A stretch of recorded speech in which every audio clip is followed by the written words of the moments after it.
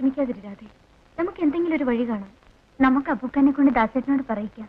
എടോ ലോന, ഞങ്ങൾക്ക് എന്റെ സമാധാനം അറിയണം. രണ്ടിലൊന്ന് അറിഞ്ഞിട്ടേ മടങ്ങും. നിങ്ങൾ ക്രിസ്ത്യാനികളുടെ വീട്ടിലെ എന്ത് കണ്ടുകൊണ്ട് അവർ ഹിന്ദു പെണ്ണിനെ ഒളിപ്പിച്ചു വെച്ചിരിക്കുന്നത്? അല്ല, എന്താ ഇതിന്റെ ഉദ്ദേശം?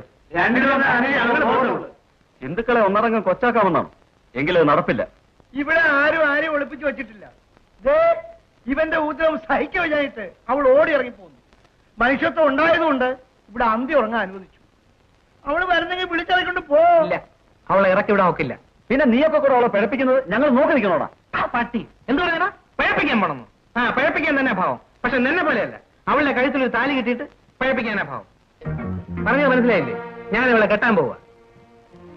എല്ലാരും പോയട്ടെ.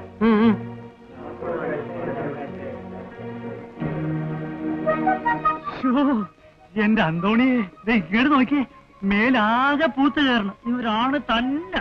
നിനക്കൊരു